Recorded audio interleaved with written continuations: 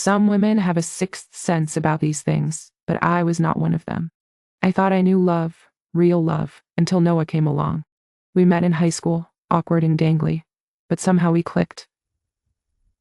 I was his first real girlfriend, and he was mine. We were each other's everything. Looking back, I realized I was blind to the signs. He would pick fights over nothing before leaving the house. Just little things like me leaving the cap off the toothpaste, or him thinking I was flirting with some guy at the store. I brushed it off as stress or him having a bad day. But now I see it for what it was, a way to control me, to keep me on edge. I loved him with every fiber of my being. I thought he felt the same way. We moved in together after high school, got a beautiful little house in a blue-collar neighborhood in Detroit. I decorated it with love, making it our home. He would often tell me how much he appreciated me, how I made him feel.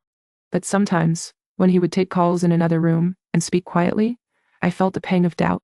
I pushed it aside, telling myself I was being paranoid. Things started to change after I inherited some money from my grandmother. It was a surprise, but it meant we could finally start building a life together. He started working on holidays he never worked before, saying it was to provide for us. I was proud of him, but also a little concerned. He would come home late, smelling like cologne I did not recognize, and I would feel a knot in my stomach. He started buying new clothes too, and I would catch him admiring himself in the mirror. I thought maybe he was just feeling good about himself, but now I realize he was getting ready for someone else. My coworker, Rachel, noticed the changes in me too. She would ask me if everything was okay, and I would brush it off. But she saw the sadness in my eyes, the way I was withdrawn. She encouraged me to talk to someone, to get help. I started seeing a therapist, Dr. Patel, who helped me see the pattern of abuse I was in. She told me that I was not to blame, that I was a victim of emotional manipulation. It was hard to hear, but I knew she was right. And then, one day, I found it. A plane ticket on his phone for a trip he said was canceled. The destination was a city I had never heard of, and the dates were for next week. My heart sank. I felt like I had been punched in the gut. I tried to shake it off, telling myself it was just work-related, but I could not shake the feeling that something was wrong. I started to dig deeper, and that's when I found her. A woman, my cousin, Emily. I could not believe it. Noah, my high school sweetheart, my everything, was having an affair with my own cousin. The pain was like nothing I had ever felt before. It was like a fire burning through my veins, leaving me hollow and empty. I remembered all the times he would tell me I was being paranoid, that I was overreacting.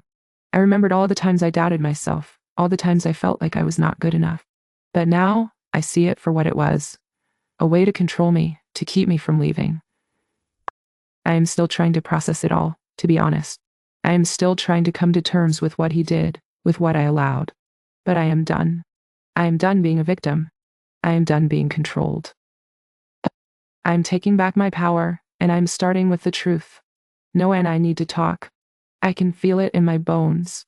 I can feel the confrontation, brewing, the tears, the anger, the heartbreak. But I am ready. I am ready to face him, to face the truth, and to take back my life. I'll never forget the way my heart felt when I saw those plane tickets. It was like it had been ripped out of my chest. I felt like I was drowning in a sea of despair. But I'm not drowning anymore. I am swimming. I am swimming towards the truth, towards healing, towards a new beginning. And as I sit here, thinking about what I'm going to say to him, I feel a sense of determination. I'm going to tell him the truth about how I feel, about what he has done. I'm going to tell him that I am not the same woman I used to be, that I am stronger now. And I am going to walk away with my head held high and my heart still beating.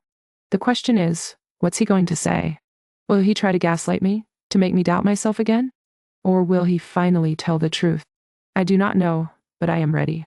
I am ready for whatever comes next. Bring it on. As I prepare for the confrontation, I think about all the things I want to say to him. I want to tell him about the pain he has caused me, about the way he has made me feel. I want to tell him that I'm not going to take it anymore, that I'm going to take back my power. And I want to tell him that I am leaving, that I am walking away from him and from the toxic relationship we've been in. I am scared, but I am also excited. I am excited to see the truth, to see him for who he really is. I am excited to take back my life, to start over. And I'm excited to see what's next, to see what the future holds. It's time.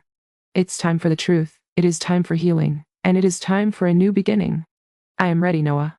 I am ready for you.